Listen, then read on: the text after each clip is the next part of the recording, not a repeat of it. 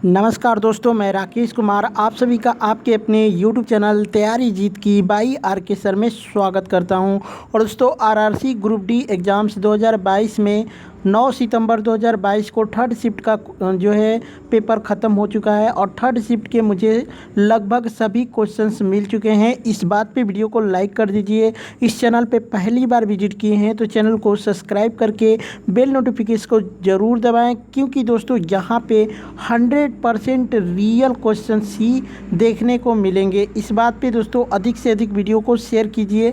और किसी भी शिफ्ट का क्वेश्चंस अगर आपको याद है या फिर सभी शिफ्टों का जो है PDF फाइल चाहिए तो आप हमें इस व्हाट्सएप नंबर पे डायरेक्टली कांटेक्ट कर सकते हैं।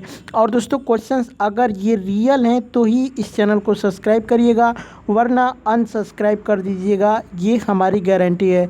जी हाँ दोस्तों, लेकिन अगर ये क्वेश्चंस 100% रियल हैं तो आपको चैनल को सब्सक्राइब करके बेल नोटिफिकेशन को ज़रूर दबाना होगा, क्योंकि दोस्तों क्वेश्चंस को लाने में काफ़ी मेहनत लगती है। बहुत सारे बच्चे जो है दोस्तों वो सही लैंग्वेज में क्वेश्चंस को नहीं बता पाते हैं, यानी बस क्वेश्चंस का लैंग्वेज थोड़ा बहुत इधर उधर चेंजिंग मिलेगा लेकिन एग्जैक्ट ही मिलेगा। ठीक है, चलिए क्वेश्चंस देखते हैं। एक प्रश्न आया था दोस्तों कि 11 अगस्त 2022 को भारत के उपराष्ट्रपति कौन बने थे। ये बच्चे ने बताया था, लेकिन दोस्तों जगदीश धनखड़ जो कि भारत के जो है उपराष्ट्रपति बने हैं और ये कब बने थे तो 7 अगस्त 2022 को बने थे। देखिए दोस्तों यहाँ पे अब 11 अगस्त का पूछा था या फिर 7 अगस्त 2022 या फिर केवल पूछा गया था कि अगस्त 2022 में भारत के जो है नए उपराष्ट्रपति कौन बने थे, तो जगदीप धनखड़ जो आपका राइट आंसर होगा। इनसे पहले भारत के उपराष्ट्रपति कौन थे तो M वेंकैया नायडू थे। और दोस्तों वर्तमान में भारत के राष्ट्रपति कौन हैं तो वो हैं द्रौपदी मुर्मू। और दोस्तों द्रौपदी मुर्मू जो कि भारत की पहली जो है दलित महिला राष्ट्रपति हैं, तो इसको भी आप लोग याद रखिएगा। द्रौपदी मुर्मू से पहले जो है भारत के राष्ट्रपति कौन थे तो रामनाथ कोविंद थे। और दोस्तों द्रौपदी मुर्मू जो है भारत के किस नंबर की राष्ट्रपति बनी है ये कमेंट करके बताना है, ठीक है। और दोस्तों भारत के पहले उपराष्ट्रपति कौन थे तो डॉक्टर सर्वपल्ली राधाकृष्णन थे, जिनकी याद में 5 सितंबर को जो है टीचर डे के रूप में मनाया जाता है, ठीक है। बाकी दोस्तों द्रौपदी मुर्मू किस नंबर की भारत की राष्ट्रपति बनी है कमेंट करके आप लोगों को बताना है। और वो जो है द्रौपदी मुर्मू भारत की कौन सी महिला, मतलब किस नंबर की महिला राष्ट्रपति बनी है और भारत की पहली महिला राष्ट्रपति कौन है ये कमेंट करके आप लोगों को बताना है। चलिए क्वेश्चंस देखते हैं। अगला एक प्रश्न आया था दोस्तों कि सैफ अंडर 19 चैम्पियनशिप 2022 किसने जीती है, तो दोस्तों ये बांग्लादेश ने भारत को हराकर जीता है। और दोस्तों बात करते हैं सैफ अंडर 20 चैम्पियनशिप 2022 किसने जीता है, तो भारत ने श्रीलंका को हराकर जीता था ये मुकाबला, ठीक है। और दोस्तों यहाँ पे कुछ बच्चे कह रहे हैं कि 18 पूछा था, तो अगर 18 का पूछा गया होगा तो दोस्तों आपका राइट आंसर होगा तो दोस्तों सैफ अंडर 18, ठीक है। सैफ अंडर 18 जो हुआ था वो महिला टीम का हुआ था, इसमें भारत जो है विजयी हुआ था। तो अगर ये पूछा गया होगा तो आपका राइट, लेकिन मैक्सिमम बच्चे हमको बताए हैं कि अंडर 19 वाला पूछा था, तो इसमें बांग्लादेश आपका राइट आंसर होगा। नेक्स्ट क्वेश्चन देखते हैं। एक प्रश्न आया था कि राष्ट्रीय शतरंज चैंपियनशिप 2022 का आयोजन कहाँ पर होगा, तो दोस्तों अगर राष्ट्रीय शतरंज चैंपियनशिप का पूछा गया होगा तो ये कानपुर उत्तर प्रदेश में इसका ऑलरेडी उद्घाटन हो गया है। लेकिन कुछ बच्चे बताएं कि शतरंज ओलंपियाड 2022 का आयोजन कहाँ पर हुआ, तो ये चेन्नई में हुआ है दोस्तों। चेन्नई अगर राज्य का नाम पूछा गया तो तमिलनाडु आपका राइट आंसर होगा। तो इन दोनों में से कमेंट करके बताना है कि क्या पूछा था। लेकिन दोस्तों दोनों का आयोजन हो चुका है। बच्चे कह रहे थे कि कब होगा ये पूछा था, कमेंट करके आप डाउट ज़रूर क्लियर करिएगा।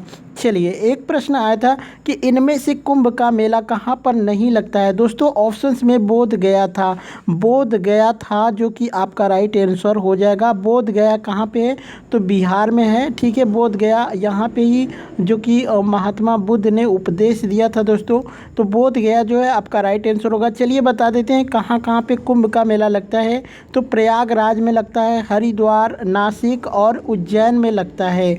यहाँ पे दोस्तों एक जानकारी आपको आपको होनी चाहिए कि हरिद्वार में जो है गंगा नदी के तट पे यह मेला लगता है, उज्जैन में शिप्रा नदी के तट पर इसका मेला लगता है, नासिक में गोदावरी नदी के तट पे जो है ये मेला लगता है, और प्रयागराज में गंगा जमुना और सरस्वती संगम के तट पर जो है कुंभ मेले का आयोजन होता है। ठीक है, तो ये सभी हो सकता है कि आपके नेक्स्ट शिफ्ट में पूछ ले, तो इसको याद रखिएगा। एक प्रश्न आया था कि तीसरी पंचवर्षीय योजना के समय भारत के प्रधानमंत्री कौन थे, तो आपका राइट आंसर होगा पंडित जवाहरलाल नेहरू। और दोस्तों यहाँ पे जानना ये जरूरी हो गया कि तीसरी पंचवर्षीय योजना का कार्यकाल क्या था, तो 1961 से 1966 तक था। इसके अध्यक्ष कौन थे, तो जवाहरलाल नेहरू थे। इसके उपाध्यक्ष कौन थे, गुलजारी लाल नंदा थे। और योजना का जो आकार था 7500 करोड़ रुपए था। ठीक है, विकास का लक्ष्य जो था वो 5.6% था, यानी फीसदी था। वास्तविक जो फीसदी था वो 2.84% था। इस योजना का लक्ष्य आत्मनिर्भर एवं स्फूर्ति ठीक है, स्वयं स्फूर्ति अर्थव्यवस्था की स्थापना करना था। इस योजना में कृषि को सर्वोच्च प्राथमिकता प्रदान की गई थी। तो ये सब चीज़ें आप लोग याद रखिएगा। एक प्रश्न आया था कि 2022 तक लक्षद्वीप के कितने द्वीप पर जो है मानव निवास करती है, कितने द्वीपों पर, तो दोस्तों 2022 तक तो बात करें तो 10 द्वीपों पर जो है ये मानव बस्तियां अब बस चुकी है। ठीक है, टोटल जो है इसमें जो है द्वीपों की संख्या 36 है। और दोस्तों बात करते हैं तो जो कि 2011 के अनुसार केवल 7 द्वीपों पर ही मानव जनजाति जो है निवास करती थी। तो ऑप्शंस के अकॉर्डिंग बताना था दोस्तों, आप लोग ऑप्शंस कमेंट करके बताइएगा। अगर 7 नहीं होगा, ऑप्शंस में 10 होगा तो फिर आप 10 करिएगा। अगर 10 ऑप्शंस में नहीं रहा होगा, 7 रहा होगा तो फिर आपको 7 करना था दोस्तों। और इसकी बात कर लेते हैं, लक्षद्वीप की राजधानी कौन है, तो कवरत्ती है। ठीक, कवरत्ती जो कि लक्षद्वीप की राजधानी है। वर्तमान में इसके प्रशासक कौन है, दिनेश्वर शर्मा वर्तमान में इसके प्रशासक हैं। और यहाँ के सांसद कौन है, तो मोहम्मद फैजल जो कि यहाँ के सांसद हैं। इनको राकांपा भी कहा जाता है। ठीक है, तो इसको याद रखिएगा। एक प्रश्न आया था कि शिवालिक हिमालय की ऊंचाई कहाँ से कहाँ तक है, तो शिवालिक हिमालय की ऊंचाई जो है लगभग 900 से 1200 मीटर है। लेकिन दोस्तों कुछ बुक में जो है 850 से 1200 मीटर दिया हुआ था। ठीक है, तो आप लोग कमेंट करके बताइएगा दोस्तों कि 850 से 1200 मीटर था या फिर 900 से 1200 मीटर था। इन दोनों में से कोई एक ऑप्शन आपका सही हो सकता है दोस्तों, बाकी आप लोग को कमेंट करके बताना है। चलिए शिवालिक के बारे में और जानकारी आपको बता देते हैं। तो शिवालिक पहाड़ियाँ एक उप हिमालय पर्वत श्रृंखला है जो तीस्ता नदी सिक्किम से 1600 किलोमीटर लंबी है, जो नेपाल और भारत से होकर उत्तरी पाकिस्तान में जाती है। या फिर यह पर्वत जो है पर्वतमाला हरिद्वार में गंगा पर ब्यास नदी के तट तक समांतर रूप से चलती है। और पहाड़ियों की औसतन ऊंचाई जो कि मैंने आपको बताया 900 से 1200 मीटर मानी जाती है। लेकिन दोस्तों कुछ बुक में जो है इसका अपवाद भी है, तो 850 से 1200 मीटर भी दिया रहता है। कमेंट करके बताइएगा क्या दिया हुआ था। 2011 के जनगणना के अनुसार भारत में दूसरी सबसे अधिक बोली जाने वाली भाषा कौन है, तो आपका राइट आंसर होगा दोस्तों बांग्ला भाषा। वर्तमान में सबसे ज़्यादा बोली जाने वाली भाषा हिंदी है, दूसरे नंबर पे बांग्ला, और तीसरे नंबर पे कौन सी भाषा है, तो मराठी है। ठीक है, चलिए नेक्स्ट क्वेश्चन देखते हैं। एक प्रश्न आया था कि मेंडलीव की आवर्त सारणी जो है किस पर आधारित है, तो दोस्तों मेंडलीव की आवर्त सारणी में कुल 8 वर्ग थे, क्योंकि उस समय निष्क्रिय गैसों की खोज नहीं हुई थी। बाद में निष्क्रिय गैसों की खोज के पश्चात आधुनिक आवर्त सारणी में 9वें वर्ग को सम्मिलित कर लिया गया है। और दोस्तों मेंडलीव ने इससे सारणी के सारे तत्वों के भौतिक एवं रासायनिक गुणों के आवर्ती होने के पहलू को प्रदर्शित करने का प्रयत्न किया था। और दोस्तों परमाणु और द्रव्यमान पर आधारित थी। तो हो सकता है आपके ऑप्शंस जो है परमाणु और द्रव्यमान ऑप्शंस में था शायद, वहीं आपका राइट आंसर होगा। एक प्रश्न आया था कि अवतल लेंस पर वस्तु को कहाँ रखने पर प्रतिबिंब उल्टा बनता है, तो अनंत पर रखने पर दोस्तों जो है वस्तु का प्रतिबिंब छोटा, वास्तविक और उल्टा बनता है। ठीक है, नेक्स्ट क्वेश्चन देखते हैं। एक पूछा था कि अपवर्तनांक निकालने के लिए किस फार्मूले का प्रयोग किया जाता है, तो दोस्तों ये फार्मूला आपका राइट आंसर होगा ये। ठीक है, आप देख सकते हैं ये वाला जो फार्मूला है ये दोस्तों इसको क्या बोला जाता है, कमेंट करके बताइएगा। इसके बराबर है a प्लस बी अपॉन जो है डेल्टा स्क्वायर है, ठीक है। जहाँ a और b नियतांक हैं। इस सूत्र से जो है स्पष्ट है कि तरंग दैर्घ्य के बढ़ने पर अपवर्तनांक कम हो जाता है। तो दोस्तों केवल सूत्र आपसे पूछा था, तो ये वाला ऑप्शन जिसने भी लगाया होगा तो आपका राइट आंसर होगा। एक प्रश्न आया था दोस्तों कि मक्का मदीना में जाने के बाद कौन सा त्यौहार मनाया जाता है, तो ईद अल अजहा मनाया जाता है, जिसको बकरीद के रूप में भी जाना जाता है। एक प्रश्न आया था दोस्तों कि इनमें से किसमें द्वीप विस्थापन है। दोस्तों इसका ऑप्शंस कमेंट करके आप लोगों को बताना है।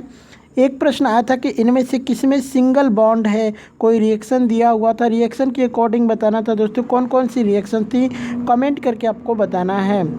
एक प्रश्न आया था कि जीडी बिरला पुरस्कार 2022 किसने जीता है, किसको दिया गया है, तो नारायण प्रधान, जो कि आपका राइट आंसर होगा। एक प्रश्न आया था दोस्तों कि गांधी जी और किसके बीच पूना पैक्ट हुआ था, तो भीमराव अंबेडकर के बीच में हुआ था। 14 सितंबर 1932 को पूना पैक्ट हुआ था।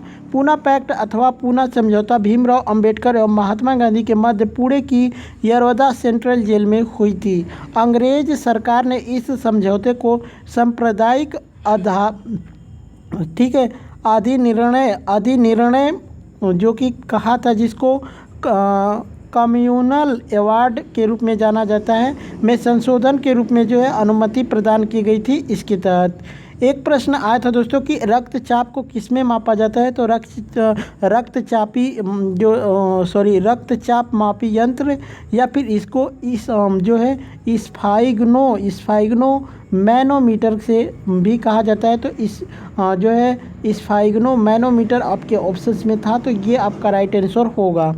एक प्रश्न आया था कि 2022 तक भारतीय संविधान में कितने अनुच्छेद और अनुसूची और भाग थे, ये सब प्रश्न पूछा था, शायद अनुच्छेद पूछा था। तो भारतीय संविधान में वर्तमान में जो है 444 ठीक है 444 अनुच्छेद हैं तथा 12 अनुसूचियां हैं, और एक जो है इसमें जो है 25 भाग हैं, वर्तमान में 25 भाग हैं। लेकिन दोस्तों जब संविधान का निर्माण हुआ था उस मूल संविधान में 395 अनुच्छेद थे और 22 भागों में विभाजित थे। इसमें केवल 8 अनुसूचियाँ थी, तो इसको भी आप लोग याद रखिएगा।